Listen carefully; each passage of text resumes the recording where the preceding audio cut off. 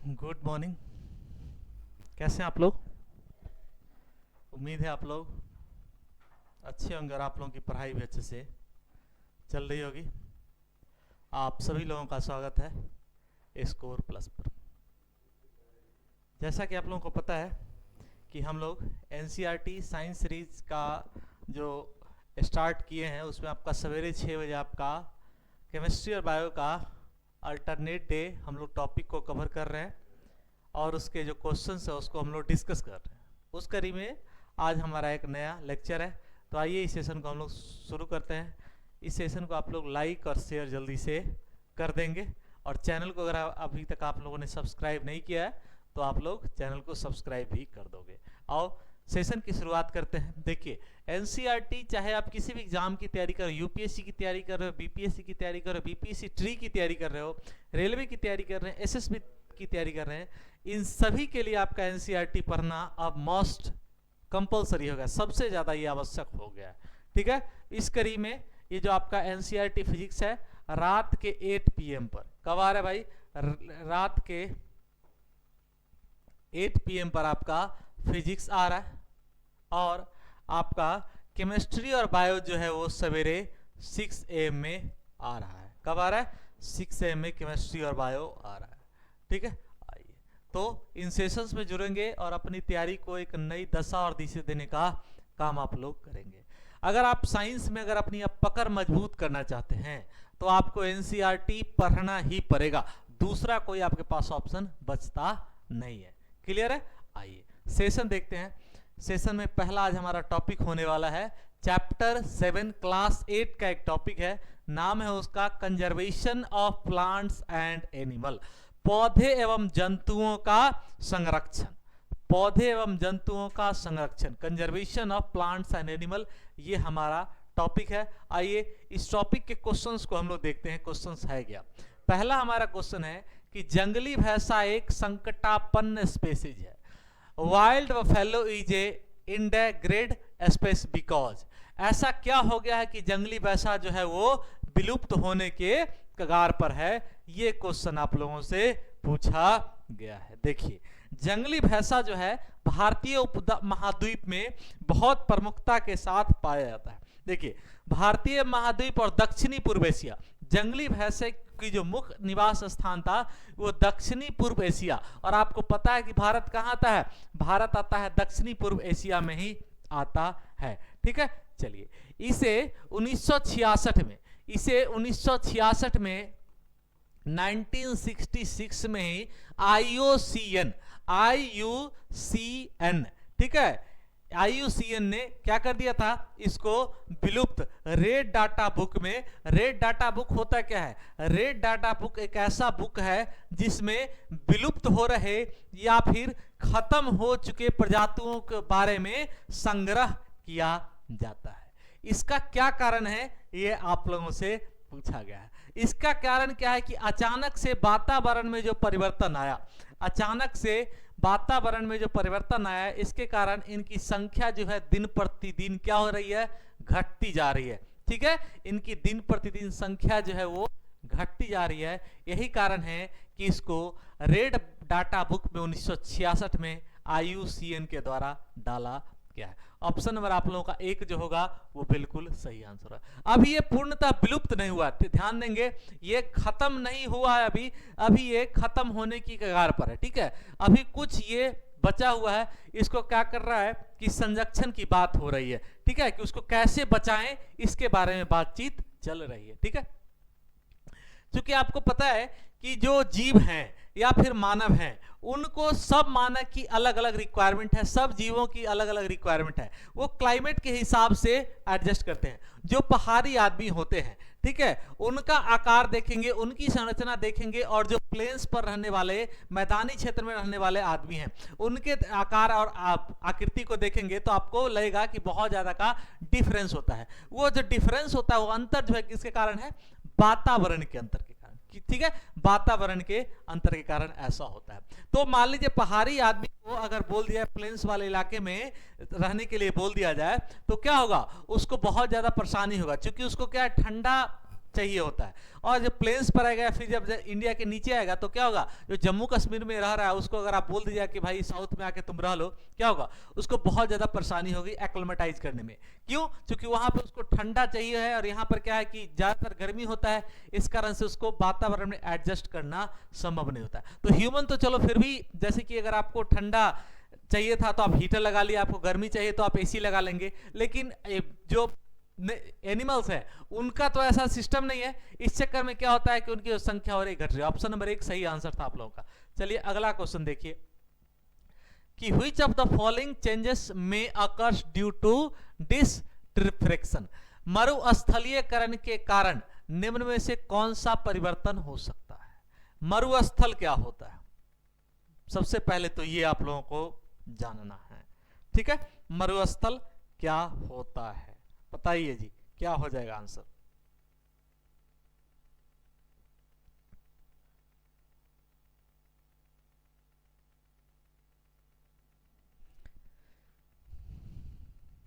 D आ रहा है लोगों को, ऑप्शन नंबर डी, और ऑप्शन नंबर डी आपका बिल्कुल सही आंसर है।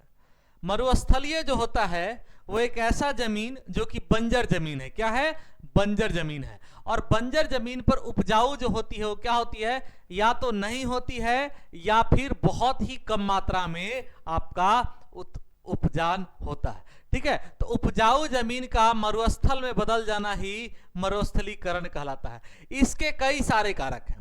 मरुस्थलीकरण हो जाने का बहुत सारा कारण है। एक कारण है एक्सेस मात्रा में खाद का यूज, फर्टिलाइजर्स का यूज, उर्वरक का यूज भी एक से अधिक मात्रा में, एक्सेस मात्रा में अगर हम लोग फर्टिलाइजर का यूज करेंगे वो भी क्या करता है, मरुस्थलीकरण बन जाता है। दूसरा क्या होता है, आप लोग देखते हैं कि लोग पुआल क्या करते हैं, पुआल को खेत में ही जला देते हैं, ठीक है। पुआल को क्या करते हैं, खेत में ही जला देते हैं, फसल काट लेते हैं और पुआल को खेत में ही जला दिया जाता है। उससे क्या होता है कि मिट्टी आपकी भूरी होगी और ज्यादा मात्रा में, अगर ज्यादा दिनों तक ये पुआल जलाने का प्रोसेस चलता रहा तो क्या हो जाएगा, मिट्टी की उर्वरता क्या होती, खत्म हो जाएगी और वो खेत जो है आपका वो मरुस्थल बन के रह जाएगा, ठीक है। चलिए ऑप्शन नंबर आप लोगों का डी जो है वो बिल्कुल सही और सही आंसर हो जाएगा। नेक्स्ट क्वेश्चन देखिए, जैव मंडल निचय के बारे में निम्नलिखित कथनों में से कौन सा कथन आपका सही है।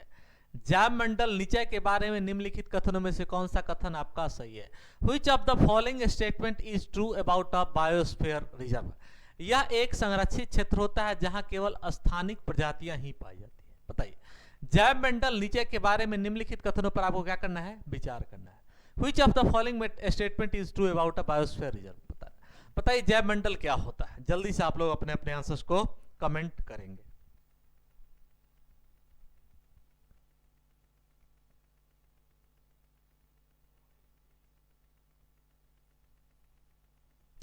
जो जैव मंडल कार्यक्रम है विश्व में यूनेस्को के द्वारा लाया गया था, यूनेस्को के द्वारा लाया गया था। वो कब लाया गया था, 1977 में। कब लाया गया भैया, 1977 में जैव विविधता कार्यक्रम लाया गया था। कब लाया गया, 1971 में। आगे आइए, दूसरी बात देखिए, जो हमारा जैव मंडल होता है ये होता क्या है, जैव मंडल विविधताओं के साथ साथ पर्यावरण को भी संरक्षित करने में मदद करता है। क्या करता है, यह विविधताओं के साथ साथ, जैव विविधताओं के साथ साथ उसकी जो क्षेत्र है, मान लीजिए आपने देखा होगा कि बायोस्फीयर रिजर्व बनाया जाता है, बायोस्फीयर रिजर्व बनाया जाता है। उसमें क्या होता है, उसके अंदर रहने वाले प्राणी जो हैं, जो खास तौर से एनिमल्स हैं, उनका क्या किया जाता है, ख्याल रखा जाता है, ठीक है। उनके लिए एक प्रॉपर सिस्टम बनाया जाता है कि उनका ख्याल रखा जाए, उनको किसी प्रकार की हानि न हो। और ये क्या है, ये हमारा जैव मंडल। तो जैव मंडल में क्या होता है कि जैव विविधता और उसकी क्षेत्र की जो संस्कृति है, उस दोनों को क्या किया जाता है, संरक्षित किया जाता है, ठीक है। भारत में बायोस्फीयर की रिजर्व की जो संख्या है, वर्तमान में भारत में 18 बायोस्फीयर रिजर्व है, ठीक है। भारत में वर्तमान में कितना बायोस्फीयर रिजर्व है, आपका 18 बायोस्फीयर रिजर्व है। आओ अब ऑप्शन हम लोग पढ़ते हैं। यह एक संरक्षित क्षेत्र होता है जहां स्थानीय प्रजातियां ही पाए, ऐसी कोई बात नहीं है। बाहर से भी लाकर अभी आप लोगों ने देखा होगा कि मोदी जी ने क्या लाया था, मोदी जी ने अभी चेतुआ लाया था, क्या लाया था, तेंदुआ लाया था, तेंदुआ लाया गया था ना, लाया गया था ना। उसको क्या किया गया था, बायोस्फीयर कूनो नेशनल पार्क में उसको रखा गया था, आपको याद हो तेंदुआ को जो लाया गया था, ठीक है। तो क्या है, बाहर से भी लाकर, लोकल प्रजाति ही नहीं बाहर से भी लाकर उसको रखा जा सकता है, बशर्ते वहां का जो क्लाइमेट हो उस एनिमल के अनुकूल होना चाहिए था, ठीक है। यह केवल पौधों और प्राणियों के संरक्षण का काम करता है, बिल्कुल गलत बात है जी, यह वातावरण को भी संरक्षित करने का काम करता है, ठीक है, उसके संरक्षित क्षेत्र को भी संरक्षित करने का काम करता है, यह जैव विविधता और के संस्कृति को ही संस्कृत करता है। ऑप्शन नंबर आप लोग 3 मार दीजिए। It is a mean of conserve both the biodiversity and culture, biodiversity और कल्चर को क्या करता है, ये कंजर्वेशन करने का काम करता है। ऑप्शन नंबर सी आप लोगों का सही और सही आंसर हो जाएगा, ठीक है भाई। अगला क्वेश्चन देखो, अपने प्राकृतिक पर्यावास में जैव विविधता के संरक्षण के निम्न में से कौन सा स्थान आपका सही है, ये आप लोगों से पूछा गया। अपने प्राकृतिक पर्यावास में जैव विविधता के संरक्षण के लिए कौन सा स्थान है, बताइए। प्राणी उद्यान, geological garden, botanological garden, wild life sanctuary या फिर आपका national park. Question number 4 answer सबसे पहले देखते हैं किसके आ रहे हैं। क्वेश्चन नंबर 4 सबसे पहले किन लोगों के आंसर आ रहे हैं देखना पड़ेगा भाई। क्वेश्चन नंबर 4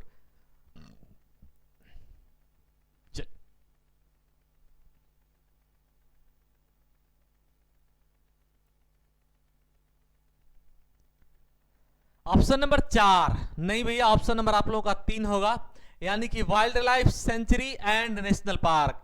इसमें क्या किया जाता है, क्या किया जाता है, बायोडाइवर्सिटी को क्या किया जाता है, कंजर्व करके रखा जाता है, संरक्षित करके रखा जाता है। ऑप्शन नंबर आप लोगों का 3 हो गया। अब देखो जू क्या होता है, जियोलॉजिकल गार्डन, प्राणी उद्यान की बात है।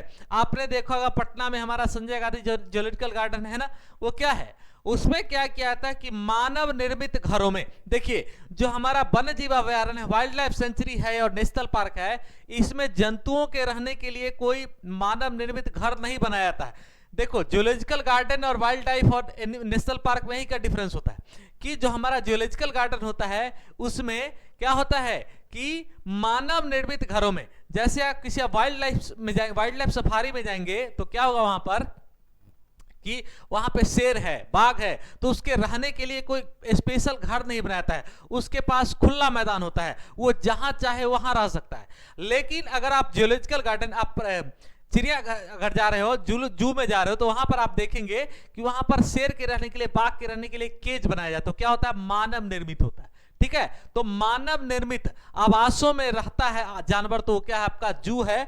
और अगर वो खुद से अपने आवास में रह रहा है तो उसको हम लोग वन्य जीव अभयारण्य, वाइल्ड लाइफ सेंचुरी या फिर नेशनल पार्क बोल सकते हैं। ऑप्शन नंबर 3 सही और सही आंसर है। चलिए नेक्स्ट क्वेश्चन, स्थानिक प्रजातियों के संदर्भ में निम्न में से कौन सा कथन आपका सही है। Which of the following statement is true about endemic species, यह एकमात्र रूप से एक विशिष्टीकृत पर्यावास में पाई जाती है। अच्छा जी, उसके बाद क्या है, they are found exclusive in specific habitat, बिल्कुल ये आपका सही और सही बात है। ऑप्शन नंबर, या एकमात्र रूप में एक विशिष्टीकृत, ये क्या है, स्पेसिफाइड हैबिटेट के रूप में, पर्यावास के रूप में ये पाई जाती है, ठीक है। चलिए इसको हम लोग क्या बोलेंगे, इसको हम लोग स्थानिक प्रजाति बोलेंगे। ऑप्शन नंबर सभी लोगों का 1 आया है और ऑप्शन नंबर 1 वालों के बिल्कुल ही सही और सही आंसर शायद भैया।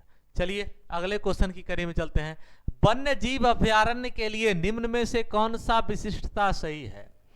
वन्य जीव अभयारण्य के लिए निम्न में से कौन सी विशिष्टता जो है वो सही है। क्वेश्चन आप लोग देखेंगे ध्यान से, उसके बाद आंसर्स करेंगे।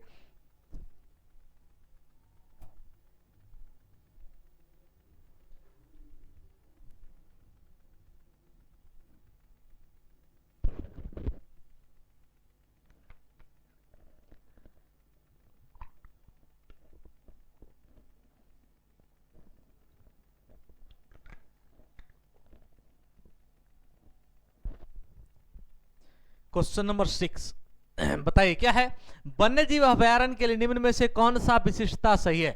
Which of the following features is correct for a wild life century यह प्राणियों के लिए कृत्रिम रूप से बनाया गया संरक्षित क्षेत्र है। बिल्कुल सही बात है, आर्टिफिशियल रूप से बनाया गया प्राणियों के लिए रहने वाला एक ऐसा क्षेत्र है जिसमें उसका कोई आवास नहीं होता, उसको एक लेयर दिया जा रहा है। ठीक है, ये हमारा मान लीजिए हमने वाइल्ड लाइफ सेंचुरी बना दिया, इसके अंतर्गत प्राणी को जहां मर्जी होगा वहां रख सकता है। ठीक है, तो ये वाइल्ड लाइफ सेंचुरी हो गया।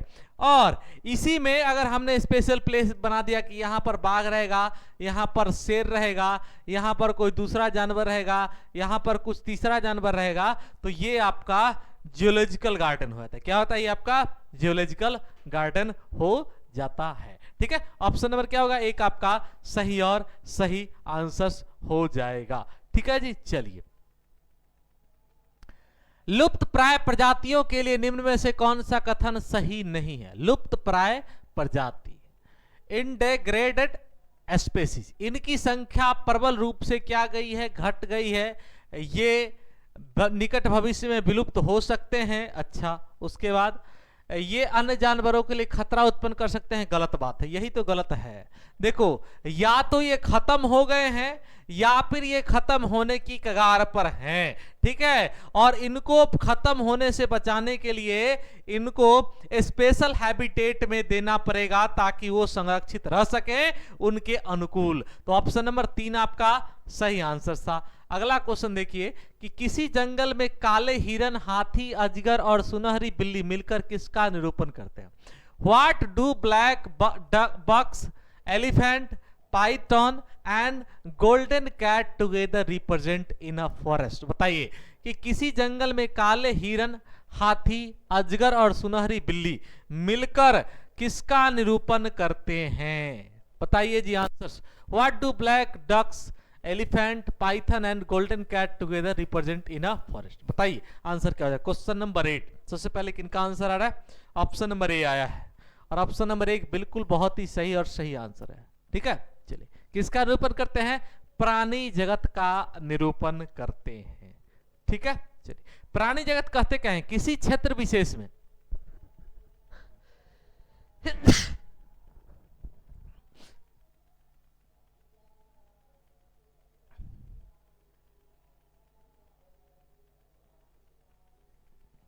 सम्मिलित रूप से प्राणियों के समूह को हम लोग प्राणी जगत कहते हैं। ठीक है, इसको लिख भी सकते हैं कि सम्मिलित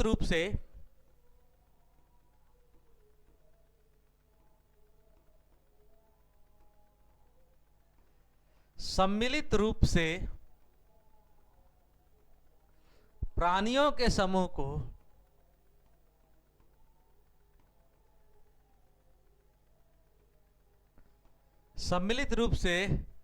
प्राणियों के समूह को क्या कहा जाता है? प्राणी जगत कहा जाता है।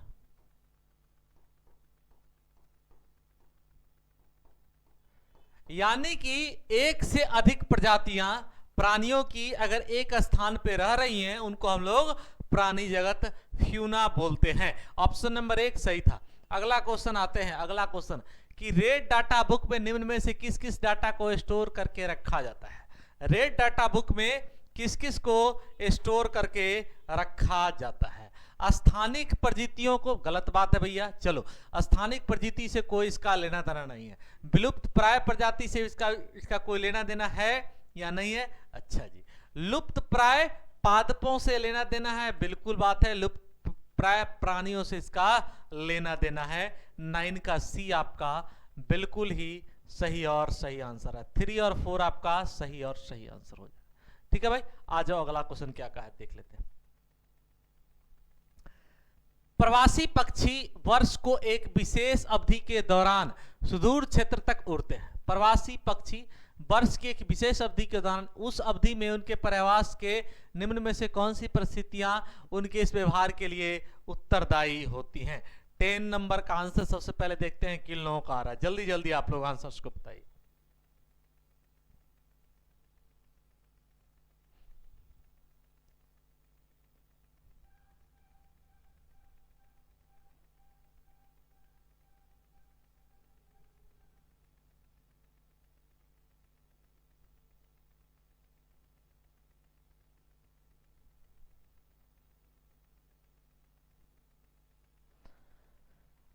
ऑप्शन नंबर बी आ रहा है और बी सही आंसर आया है। देखिए, एक ऐसा टाइम जिस पक्षी कब उड़ता है, पक्षी या तो अपने भोजन के लिए उड़ेगा या फिर उसको क्या होगा, या तो उसको भोजन नहीं मिल रहा है या फिर उसके पास आवास नहीं है। ठीक है, तो उस दोनों परिस्थिति में क्या होगा, पक्षी जो होगा वो उड़ेगा। ठीक है, तो भोजन उपलब्ध ना हो उस समय भी ये क्या होगा, ये उड़ेगा, दूर तक जाएगा, या फिर उसके पास जो परिस्थिति है जो कि क्या है, वेदर का कंडीशन खराब है, तो क्या होगा, आवास की कारण वो उड़ेगा। ऑप्शन नंबर आप लोगों का बी जो है 1 और 2 बहुत ही सही आंसर आया था भाई लोगों का। चलिए आ जाते हैं अगले क्वेश्चन में।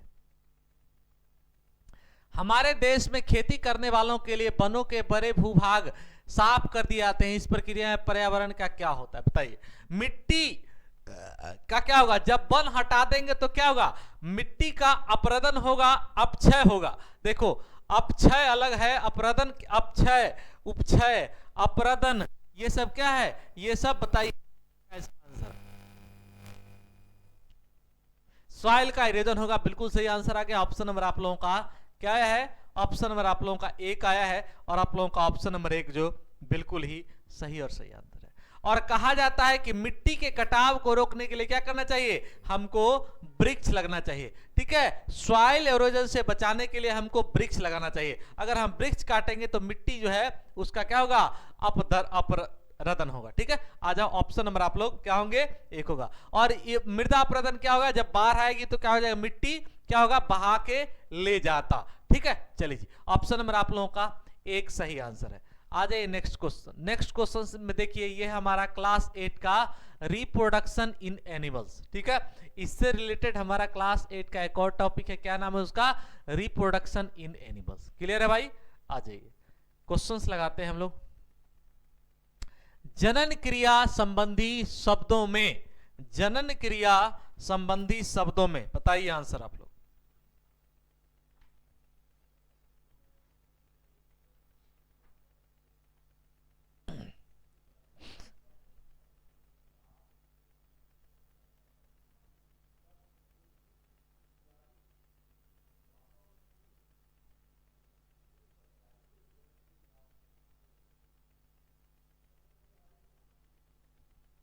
ए आ रहा है, ऑप्शन नंबर 1 मैं देख पा रहा हूं आप लोगों के ए आ रहा है। क्या आ रहा है कि जनन प्रक्रिया संबंधी शब्दों में कुछ सेट नीचे दिए गए हैं, गलत सेट का हमको क्या करना है भैया, चयन करना है। देखिए, गलत सेट का चयन करना है, तो सबसे पहले हम लोग सेट निकालते हैं, क्या हो जाएगा, ऑप्शन नंबर आप लोगों का सी आ रहा है, और सी बिल्कुल ही सही आंसर है। देखिए, शुक्राणु, देखो अंडवाहिनी सही था, अंडा सही था, गर्भस्थ सही था। देखे, ओविडक्ट, ओवरी और यूरेटर, ये तो तीनों सही था। लेकिन देखिए, शुक्राणु जो था, स्पर्म का निर्माण कहाँ होता है, स्पर्म का निर्माण जो होता है, जो हमारा शुक्राणु है, शुक्राणु का निर्माण कहाँ होता है, शुक्राणु का निर्माण होता है वृषण में। ठीक है, शुक्राणु का जो निर्माण होता है कहाँ होता है, वृषण में होता है। वृषण, हिंदी इंग्लिश में इसको हम लोग टेस्टिस बोलते हैं, टेस्टिस में इसका निर्माण होता है। ऑप्शन नंबर सी आपका बिल्कुल सही और सही आंसर हो जाएगा। ठीक है, चलिए, शुक्राणु किसे पाया जाता है, मेल में, बाकी अंडवाहिनी हो गया, अंडा हो गया, गर्भाशय हो गया, ये फीमेल में पाया जाता है। ऐसे भी इसको आप लोग कर सकते हैं। स्पर्म कहाँ बनता है, आपका टेस्टिस, वृषण कोश में, जो अपना है वहां पे इसका निर्माण होता है। ठीक है जी, चलिए, ऑप्शन नंबर आप लोगों का क्या हो जाएगा, ऑप्शन नंबर सभी लोगों के सी आ रहे हैं, मैं देख पा रहा हूं, ऑप्शन नंबर सी, सी, सी, और सभी लोगों के सी जो है ना बिल्कुल ही सही और सही आंसर हो जाते हैं। ठीक है, चलिए,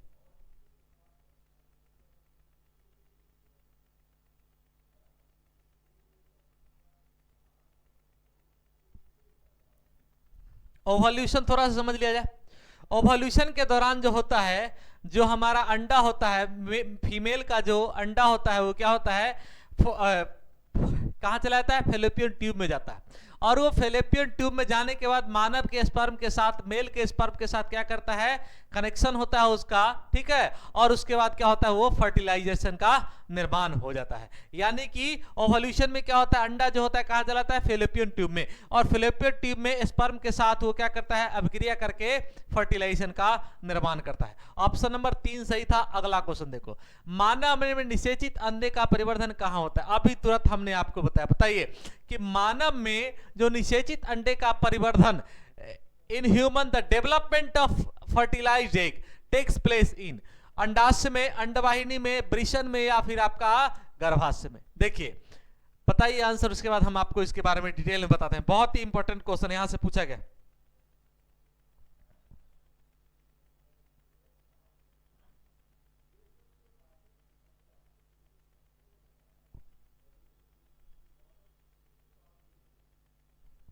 डी आया है यूरेटर में, और यूरेटर बिल्कुल सही। देखिए अंड का विकास, ठीक है, निषेचित अंडे का विकास जो होता है, परिवर्धन है, जो हमारा फर्टिलाइज्ड एग है उसका परिवर्धन बोलिए, विकास बोलिए, तो ये होता है आपका यूरेटर में। पर जो निषेचन होता है, जो हमारा निषेचन होगा, निषेचन कहां होता है? अगर हमसे निषेचन पूछता है कि निषेचन कहां होता है, तो ये होता है आपका फेलोपियन ट्यूब में।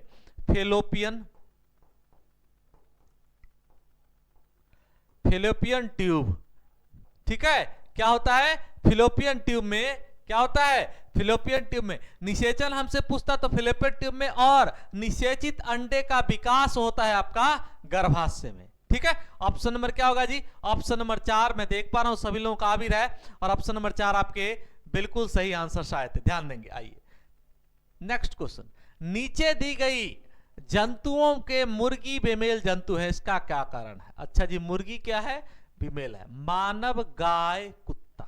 अच्छा, मानव भी बच्चा देता है, गाय भी बच्चा देता है, कुत्ता भी बच्चा ही देता है, मुर्गी क्या देता है भैया? मुर्गी जो है वो अंडा देती है, इसलिए ये क्या है, मुंडी जो है, मुर्गा जो है वो अंडा है, यह अंड प्रजक है। ऑप्शन नंबर आप लोगों का बी जो होगा वो सही और सही आंसर हो जाएगा। ऑप्शन नंबर आप लोगों के बी सही और सही आंसर हो जाएंगे।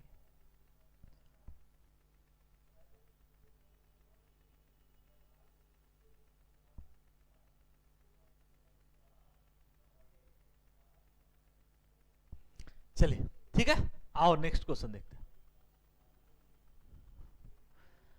जिन प्राणियों में बाह्य निषेचन होता है उसमें बड़ी संख्या में युग्मक जाइगोट उत्पन्न होता है। निम्न में से हमको कारण चुनना है कि जो हमारा बाह्य निषेचन, जब नर तथा मादा युवाओं का संलयन शरीर के बाहर होता है, ठीक है, तो उसको हम लोग क्या बोलते हैं कि बाह्य निषेचन बोलते हैं।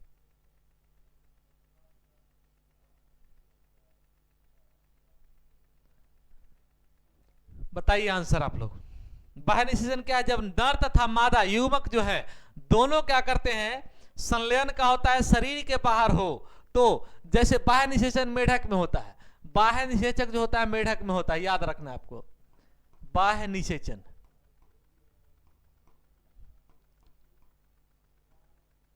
बाह्य निषेचन होगा आपका मेढक में। मनुष्य में कौन सा निषेचन होता है? मनुष्य में आपका आंतरिक निषेचन होता है। बाह्य निषेचक किस में होता है? बाह्य निषेचक आपका मेढक में होता है। मछली में भी होता है, मेढक हो गया, मछली हो गया, इन सभी में क्या होता है आपका बाह्य निषेचन होता है। अब ये क्या करेगा, दोनों मेल और फीमेल संलयन करने के बाद अंडा जो है वो बाहर ही छोड़ देता है, ठीक है। देखिए क्या करेगा, मेढक हो या मछली हो, ये लोग क्या करता है कि अपने अंडे को क्या करते हैं, संलयन करने के बाद मेल और फीमेल का अंडा जब क्या होगा, संलयन होगा, उसके बाद क्या करता है, बाहर ही छोड़ देता है, ये शरीर के अंदर नहीं आता है, बाहर में ही उसका क्या होता है, विकास होता है, ठीक है, और फिर वो क्या है अपना आकार ले लेता है। सांप में भी बाह्य निषेचन होता है, ठीक है। चलिए ऑप्शन नंबर आप लोगों का क्या हो जाएगा, देखिए बाह्य निषेचन, तो क्या हो जाएगा आंसर, जल्दी से बताइए। क्वेश्चन नंबर 4, और क्वेश्चन नंबर 4 का आंसर निषेचन के लिए बेहतर अवसर होता है, बिल्कुल बहुत सही बात है। बाहर में रहेगा तो बाहर में वातावरण के साथ उसका संयोग होगा, तो वातावरण में मौजूद जितनी भी पौष्टिक पदार्थ है वो उसके साथ आके रहेंगी, तो क्या होगा, उसका निषेचन जो होगा बहुत ही ज्यादा आसानी के साथ हो सकता है। ऑप्शन नंबर, उसको हम लोग देख सकते हैं, उसको हम लोग ऑब्जर्व कर सकते हैं, उस पर हम लोग केयर टेकिंग कर सकते हैं, यानी उसका संवर्धन जो होगा बड़ी आसानी के साथ किया सकता है। पर जितना भी आंतरिक निषेचन है उसमें क्या होता है, आंतरिक निषेचन को हम लोग देख नहीं सकते हैं और उसको केयर टेकिंग जो है बहुत देखभाल बहुत ज्यादा मुश्किल होता रहता है। ऑप्शन नंबर सी आपका बहुत सही आंसर था। अगला क्वेश्चन देखिए, अगला क्वेश्चन कहा क्या है। अगला क्वेश्चन हमारा कहा है कि मानव में जनन के बारे में निम्नलिखित में से कौन सा कथन सही है। मानव में जनन के बारे में निम्नलिखित में से कौन सा कथन आपका सही है। Which of the following statement about reproduction in humans is correct? बताना है भाई। निषेचन जो है स्त्री के भीतर होता है, अंडाणु शुक्राणु की तरफ गति करता है, निषेचन टेस्टिस में होता है, गलत बात है। बाह्य निषेचन होता है, मानव में तो आंतरिक निषेचन होता है, ये हमने आपको बता ही दिया था। अब देखिए क्या ये हमारा कौन सा कथन सही है, 6 नंबर का हम लोगों को देखना है। चलिए 6 नंबर, निषेचन वृषण में होता है, बिल्कुल गलत बात है। निषेचन जो है वो टेस्टिस में होता है कि फेलोपियन ट्यूब में, निषेचन होता है फेलोपियन ट्यूब में, ठीक है, इसको लिख लेंगे। निषेचन जो होगा फेलोपियन ट्यूब में। निषेचन के दौरान अंडाणु शुक्राणु की तरफ गति करता है, ना जी ना, दोनों क्या करता है, एक दूसरे की ओर गति करते हैं, तो ये भी आपका गलत बात है। निषेचन कहाँ होता है, फिलिपियन ट्यूब। फिलिपियन ट्यूब कहाँ होता है, फीमेल पार्ट में पाया जाता है, यानी निषेचन जो होगा फर्टिलाइजेशन होता है वो स्त्री के अंदर होगा। निषेचन होगा फिलिपियन ट्यूब में और निषेचित अंडे का विकास होगा कहां पर, यूरेटर में, गर्भाशय में होता है, ठीक है। ऑप्शन नंबर 4 सही आंसर था। अगला क्वेश्चन देखते हैं कि मानवों में निषेचन के पश्चात जो संरचना गर्भाशय की भित्ति के अंतः स्थापित होती है उसको हम लोग क्या बोलते हैं। भ्रूण बोलते हैं, जाइगोट बोलते हैं, अंडाणु बोलते हैं, या फिर हम लोग गर्भ बोलते हैं, फोटस बोलते हैं। बताइए क्वेश्चन नंबर 7, इसको हम लोग भ्रूण बोलते हैं, ठीक है, भ्रूण बोलते हैं। और भ्रूण का विकास कहां होता है, गर्भाशय में होता है। भ्रूण का जो विकास होगा भाई कहां होगा, गर्भाशय में होगा। ऑप्शन नंबर आप लोग 3 नहीं 2 मारेंगे, 2 मारेंगे, 2 मारेंगे, और आपका बिल्कुल ही सही और सही आंसर आया है। क्वेश्चन नंबर 7 सही लोगों के सही और सही आंसर हो रहा है, ठीक है। चलिए भ्रूण क्या होता है, मानव में जो निषेचन होता है, निषेचन के बाद जो अंडा अंतः स्थापित होता है उसको हम लोग क्या बोलते हैं, भ्रूण कहते हैं, ठीक है। चलिए शुक्राणु को कहां छोड़ा जाता है, डिम्बवाहिनी यानी फिलिपियन ट्यूब में छोड़ा जाता है, और वो क्या करता है, अंडे ओवरी में जो अंडा है उसके साथ संयोग करके भ्रूण का निर्माण कर देती है। ऑप्शन नंबर सभी लोगों का क्या आ जाएगा जी, ऑप्शन नंबर जो है, ऑप्शन नंबर आप लोग ऑप्शन नंबर बी मारेंगे, भ्रूण, और आपका सही आंसर हो जाएगा। चलिए जी अगला क्वेश्चन क्या कहा है देखें। जलीय जंतु जिसमें निषेचन पानी में होता है उसे हम लोग क्या कहते हैं। पहली बात, जलीय जंतु जिसमें निषेचन पानी में है वो तो पहले अंडा देगा और उसके बाद क्या है, निषेचन बाह्य होता है। ऑप्शन नंबर बी मार दीजिए। ऑप्शन नंबर क्वेश्चन नंबर 8 का सभी लोगों का बी आया था। इसका एग्जांपल हमें आपने थोड़ी देर पहले आपको दिया था, मेढक का भी दिया था और आपको मछली का भी दिया था। और एक चीज हमने आपको बताया था कि दोनों में क्या होता है, बाह्य निषेचन होता है। इसमें दोनों में क्या है, बाह्य निषेचन। और बाह्य निषेचन किस प्रकार का कैसे होता है ये भी हमने आपको बताया था, फिर से बता दे रहा हूं। एक्सटर्नल फर्टिलाइजेशन इसमें होता है। बाह्य निषेचन में होता क्या है, बाह्य निषेचन में क्या होगा कि जो मेल और फीमेल है वो क्या करते हैं, बाह्य क्या करते हैं, दोनों का जो अंडा होता है निषेचन होने के बाद बाहर ही रह जाता है, ठीक है, और वातावरण में उसकी वृद्धि होती है, ठीक है। ऑप्शन नंबर क्या मारेंगे, बी मारेंगे। नेक्स्ट देखिए जी, नेक्स्ट, निषेचन के पश्चात कोशिका एक नए जीव को उत्पन्न करती है, वह क्या है। After fertilization, the resulting cell which gives rise on new individual is the भ्रूण है, ओवम है, जाइगोट है, या फिर आपका क्या है, या आपका युग्मज है। तो जो सेल एक नई चीज का निर्माण करती है उसको हम लोग क्या बोलते हैं, उसको हम लोग जाइगोट बोलते हैं। ऑप्शन नंबर आप लोग 4 मारेंगे। क्वेश्चन नंबर 9, ऑप्शन नंबर सभी लोगों का 4 आ रहा है और 4 बालों के सही और सही आंसर। पुरुष का जो स्पर्म होता है और महिला का जो ओवरी होता है आपस में मिलकर किसी का निर्माण करता है, जाइगोट का निर्माण करता है, ठीक है जी, चलिए ऑप्शन नंबर आप लोग क्या मारेंगे, 4 मारेंगे। नेक्स्ट देखिए, मानव में जनन के दौरान घटनाओं का सही क्रम क्या है? मानव में जनन के दौरान घटनाओं का सही क्रम क्या होता है? बताइए जी आंसर्स। मानव में जनन के दौरान घटनाओं का सही क्रम क्या होता है? सबसे पहले क्या होगा बताओ? सबसे पहले निषेचन होगा, निषेचन के बाद जाइगोट का निर्माण होगा, जाइगोट से क्या बनेगा, भ्रूण बनेगा, भ्रूण से क्या होगा, भ्रूण से जो होगा वो क्या हो जाएगा, क्या हो जाएगा, युग्मज बनेगा। क्या ये बात आपका सही है? बिल्कुल गलत बात है। सबसे पहले युग्मज का निर्माण होता है, उसके बाद क्या होता है, निषेचन होता है, और इस निषेचन के बाद जाइगोट का निर्माण होता है, और जाइगोट से आपका भ्रूण बनता है, और ये जो भ्रूण है इसका विकास गर्भाशय में होता है, निषेचन जो होता है फैलोपियन ट्यूब में होता है। क्लियर है? आ जाओ अगला क्वेश्चन देखते हैं। अगला क्वेश्चन है, अगला क्वेश्चन जो हमारा होगा वो डाइवर्सिटी इन लिविंग ऑर्गेनिज्म का होने वाला है। कहां का होने वाला है? डाइवर्सिटी इन लिविंग ऑर्गेनिज्म के क्वेश्चंस हम लोग अभी लगाने वाले हैं। ठीक है, आइए डायरेक्ट क्वेश्चन की तरफ चलते हैं। क्वेश्चन कह क्या रहा है, पढ़िए क्वेश्चंस को।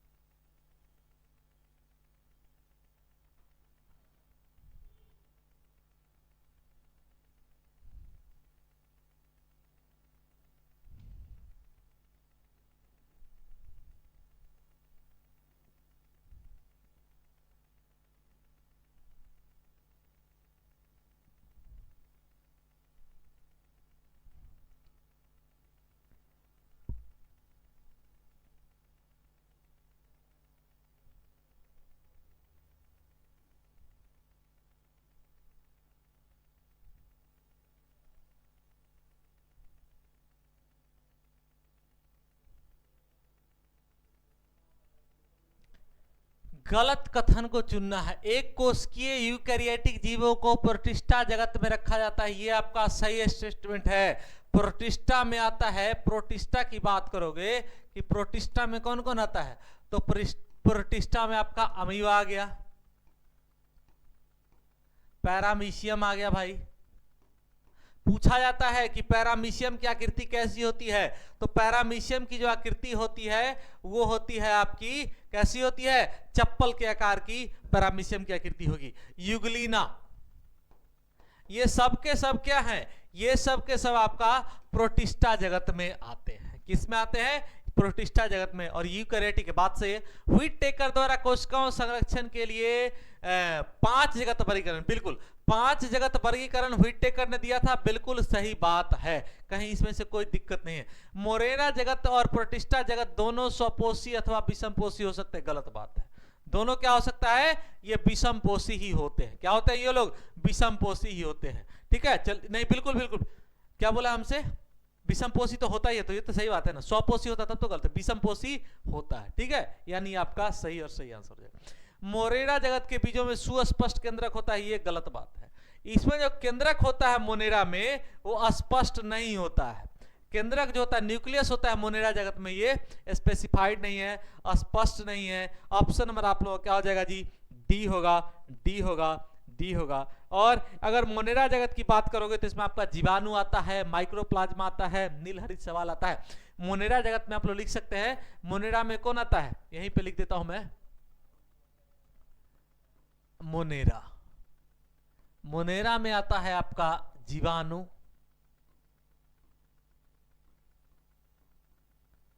नीलहरित शैवाल,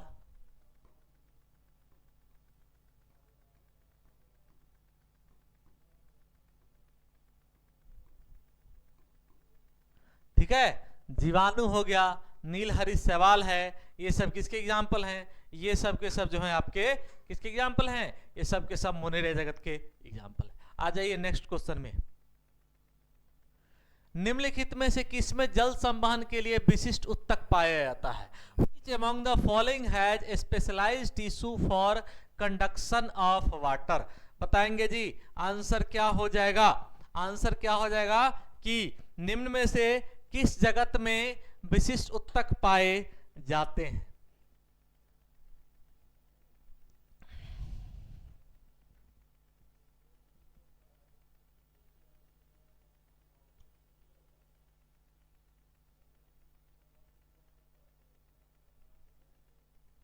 सी आ रहा है।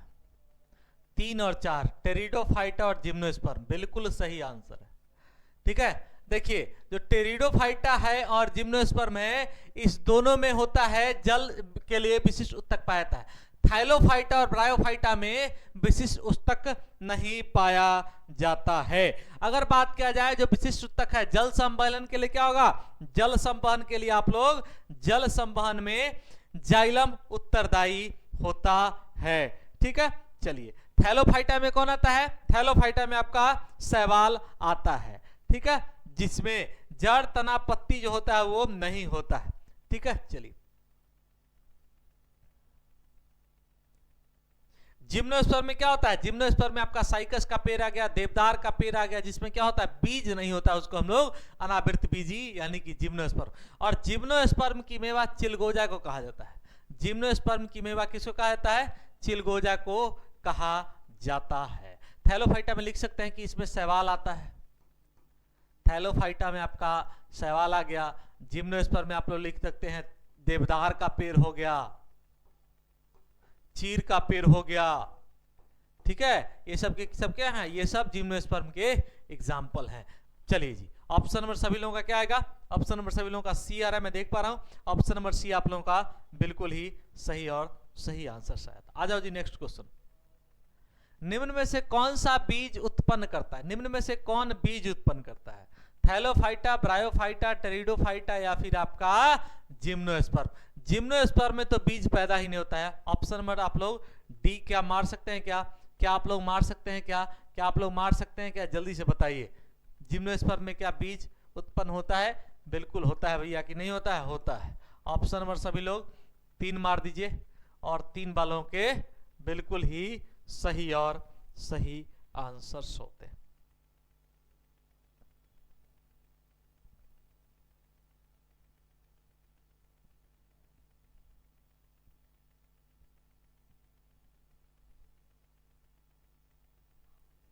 नेक्स्ट क्वेश्चन देखते हैं हम लोग। कौन see what is a true fish? Which one is a true fish? आपको क्या निकालना है? True fish. देखो जेली फिश जो है इसको हम लोग क्या बोलते हैं? सिलेंट्रेटा संघ में। इसको हम लोग लिखते हैं सिलियंट्रेटा संघ में। इसको रखते हैं किसमें? सिलेंट्रेटा में सकते हैं। और ये क्या है? जेली फिश जो है हमारा समुद्री मछली नहीं है। जेली फिश जो है हमारा वो समुद्री मछली है या नहीं है? नहीं भैया। डॉग फिश जो है आपका सही और सही आंसर हो जाएगा। डॉग फिश आप लोगों के बिल्कुल ही सही और सही आंसर हो जाएंगे। क्लियर है? चलिए इस चीज को आप लोग याद रखेंगे। ठीक है, जेली फिश को हम लोग, और इसमें क्या होता है? सिलेंट्रेटा संघ में समुद्री जीव आता है। सिलेंट्रेटा संघ में होता है समुद्री जीव।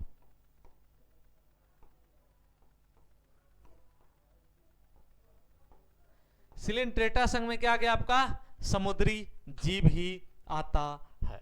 ठीक है, चलिए स्टारफिश किस में आता है? स्टारफिश आपका एकाइनोडर्मेटा में आता है। ठीक है, स्टारफिश जो है आपका एकाइनोडर्माता में आता है। सिल्वरफिश इंसेक्टा में आता है। लिख भी लीजिए, कहीं पूछ दिया। स्टारफिश आता है आपका इकाइनोडर्मेटा में। इकाइनोडर्मेटा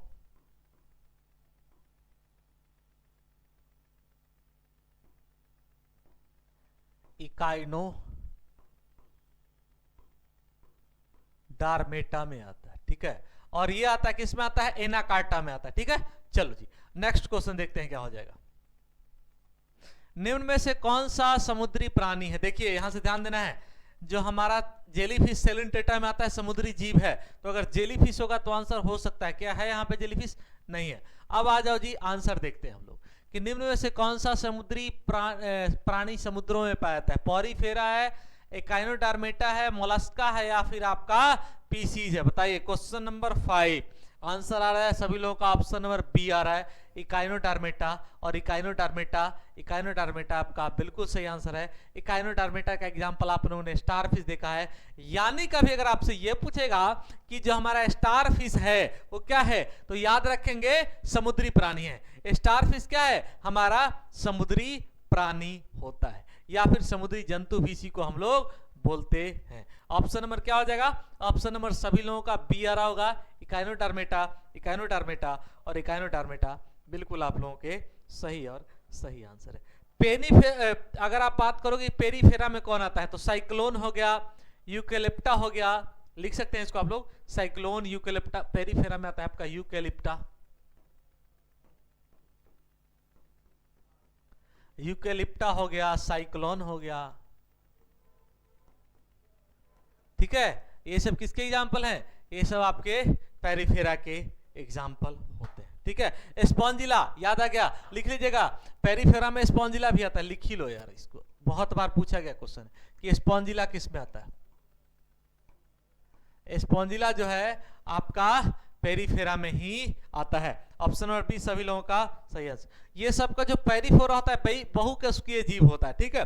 चलिए, मोलस्का जो है जंतु जगत का सबसे बड़ा संघ है, ये तो आपको पता ही है। मोलस्का जो है जंतु जगत का सबसे दूसरा बड़ा संघ है। सबसे बड़ा संघ कौन सा है, आर्थ्रोपोडा है, ये तो आप लोगों को पता ही है। चलिए नेक्स्ट क्वेश्चन देखते हैं।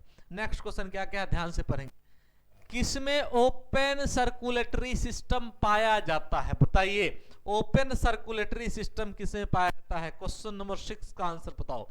ओपन सर्कुलेटरी सिस्टम किसमें पाया जाता है।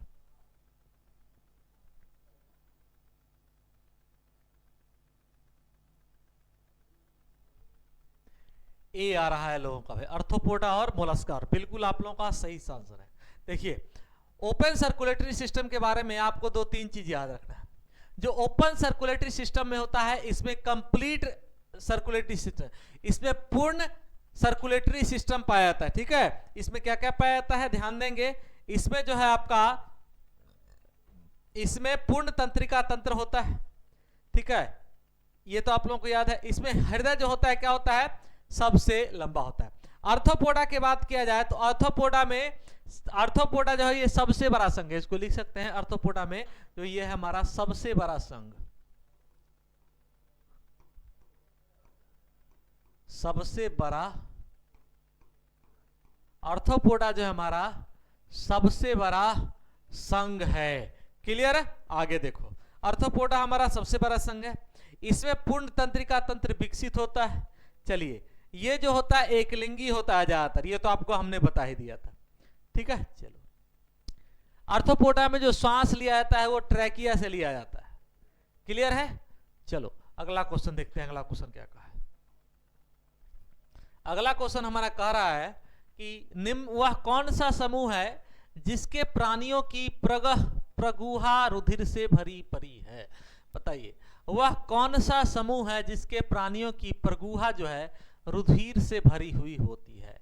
In which group of animals column is filled with a blood, बताइए किसमें जो होता है वो ब्लड से कॉलम भरा हुआ होता है।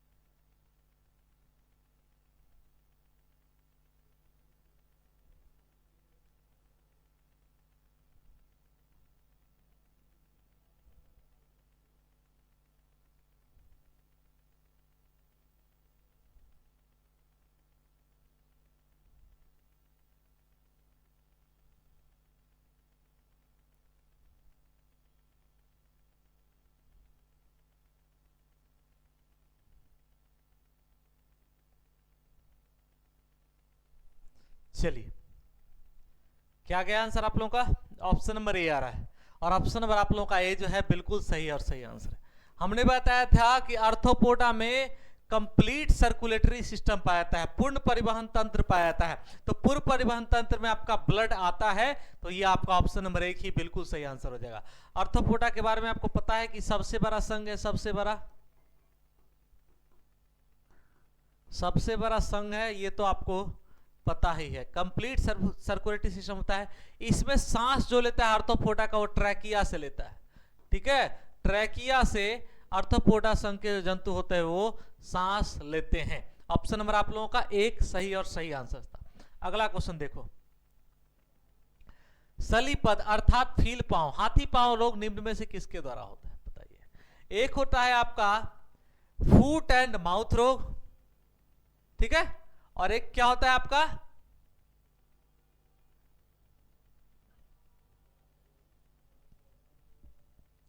फील पांव, जिसको हम लोग क्या बोलते हैं,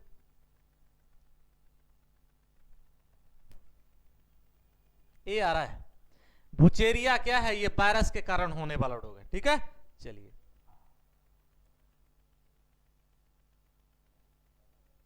ठीक है, ऑप्शन नंबर आप लोगों का एक आया है और ऑप्शन नंबर एक आप लोगों का बिल्कुल सही और सही आंसर है।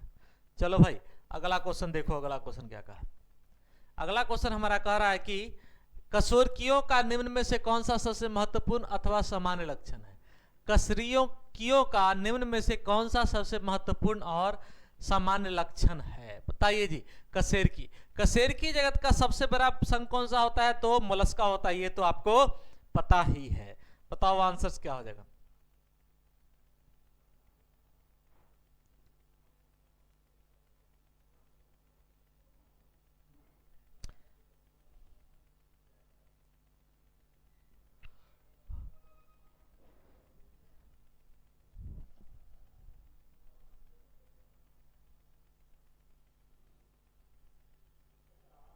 ए आ रहा है, बिल्कुल सही आंसर आया। देखिए कशेरुकी में याद रखिएगा कि जिस जंतु में जिसमें रीढ़ की हड्डी पाई जाती हो, जिसमें क्या हो, रीढ़ की हड्डी हो, रीढ़ की क्या हो, हड्डी हो, उसको हम लोग क्या बोलते हैं, कशेरुकी बोलते हैं, ठीक है। ऑप्शन नंबर ए आया है सभी का और ऑप्शन नंबर एक आप लोगों का बिल्कुल ही सही और सही आंसर है। इसमें याद रखिएगा कि ब्लड सर्कुलेटरी सिस्टम पाया जाता है, ठीक है। चलिए जो कशेरुकी होगा इसमें कोस्ट होगा, हार्ट में क्या होता है, चेंबर होता है, ठीक है। चलिए कशेरुकी में आता है, मनुष्य आता है, मछली आता है, पक्षी आता है, ये सब कशेरुकी के पार्ट है। चलो नेक्स्ट क्वेश्चन, निम्न में से किसमें सल्क होते हैं, निम्नलिखित में से किसमें सल्क होते हैं। Which among the following have scales, amphibia है, पीसीज है, सरीसृप है या फिर आपका स्तनधारी है। बताइए आंसर क्या है आप लोगों का।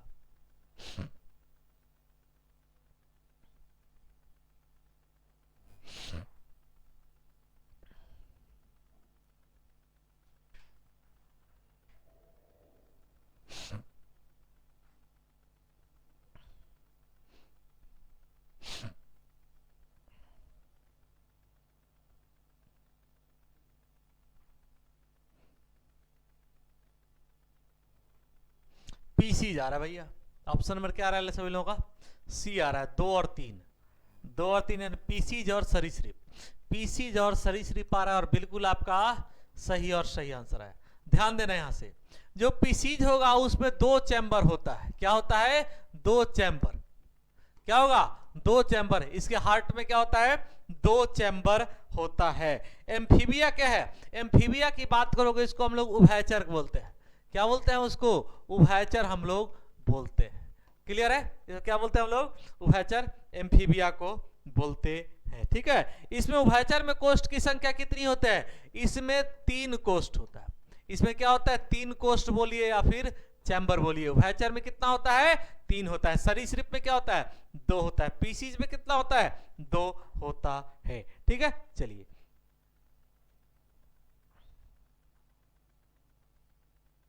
सरीसृप में कितना हमने बताया था आपको, सरीसृप में कितना होता है जल्दी बता दो भाई।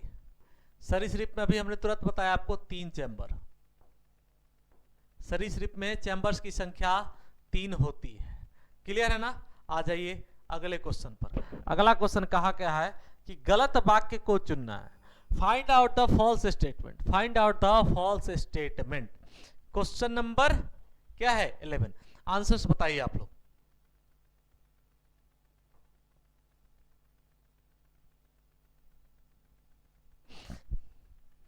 एबीज पक्षी वर्ग के पक्षी में समतापी, अंडे देने वाले तथा हृदय में 4 कक्ष, तो बिल्कुल ठीक है। एबीज कक्ष जो होता है उसमें 4 हार्ट भी होता है, चैम्बर होता है, अंडा देने वाला होता है और ये समतापी होता है, ठीक है। समतापी कहने का मतलब कि उसके ब्लड का जो टेम्परेचर होगा वो क्या होगा, ऑलमोस्ट कांस्टेंट होता है। क्या होता है, टेम्परेचर वहां पर कांस्टेंट होना चाहिए।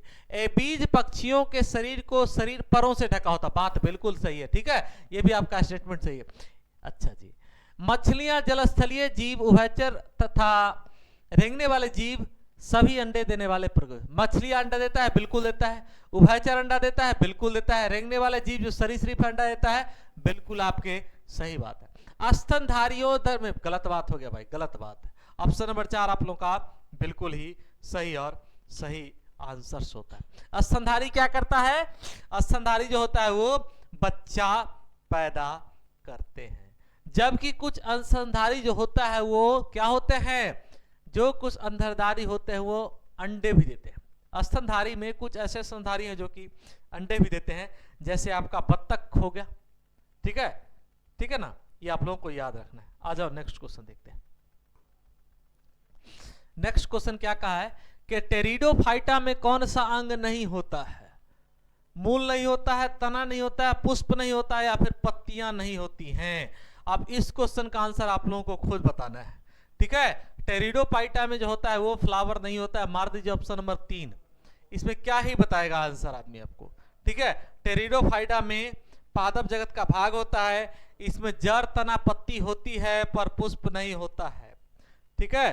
टेरिडोफाइटा में संवहन उत्तक पाया जाता है, ठीक है, लेकिन पुष्प नहीं होने के कारण इसे फल का निर्माण नहीं होता है। पुष्प नहीं है तो फल भी नहीं पाया जाएगा, इस चीज को याद रखेंगे, फल नहीं होता है। चूंकि पुष्प ही नहीं है तो फल नहीं होता,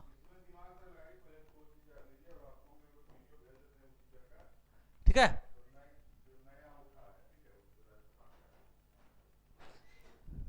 क्वेश्चन नंबर 3, ऑप्शन नंबर 3 आप लोगों का सही और सही आंसर आएगा। क्लियर है भाई लोग, आइए अगले क्वेश्चन की कड़ी में चले। अगला क्वेश्चन कहा क्या है, पेरिफेरा संघ के सदस्य को पहचानना है। पेरिफेरा, पॉरीफेरा संघ के सदस्य स्पॉन्जिला, अभी हमने आपको बताया था ना, स्पॉन्जिला जो है क्या है, स्पॉन्जिला जो है आपका पेरिफेरा संघ का सदस्य है। मार दीजिए ऑप्शन नंबर आपको 1 मार देना। अब बताइए यूग्लिना किस संघ का सदस्य है, यूलिना किस संघ का सदस्य है भैया बताइए, यूलिना किस चीज का संघ आपको पता है, यूलिना है प्रोटिस्टा का, यूलिना है जो आपका प्रोटिस्टा का है। पेंसिलियम क्या है, कवक, और किसमें पाया जाता है, जल्दी से बता दीजिए, पेंसिलियम जो है किसमें पाया जाता है,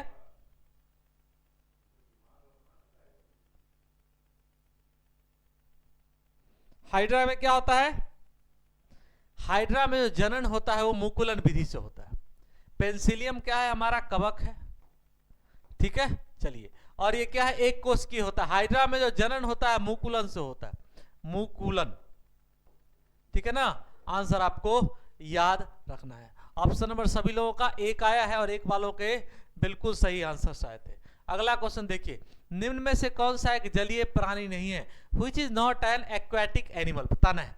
जलीय प्राणी इसमें से कौन सा नहीं है, बताओ, आंसर बताओ। जलीय प्राणी को नहीं, फाइलेरिया, आंसर आ गया ऑप्शन नंबर 4 फाइलेरिया, और फाइलेरिया आप लोगों के बिल्कुल ही सही आंसर है। हाइड्रा क्या है, जलीय संघ का, और जलीय में कौन सा, हाइड्रा होता है सिलेंट्रेटा का, लिख भी सकते हैं आप लोग, जो हाइड्रा होता है वो सिलेंट्रेटा संघ का होता है, ठीक है। और सिलेंट्रेटा क्या है, समुद्री जंतु होते हैं, ठीक है। कोरल भी समुद्री जंतु होता है, जेलीफिश भी ये समुद्र में ही पाया जाता है, ठीक है, जलीय जंतु होते हैं। कोरल भी, ठीक है ना। आ जाओ, ऑप्शन नंबर 4 बिल्कुल आया है सभी लोगों का, फाइलेरिया। फाइलेरिया हमारा स्थलीय जीव था। नेक्स्ट क्वेश्चन देखिए कि एम्फीबियम में नहीं होता है, amphibians do not have the following, बताइए एम्फीबियन में do not have the following, बताइए आंसर क्या हो जाएगा आप लोगों का।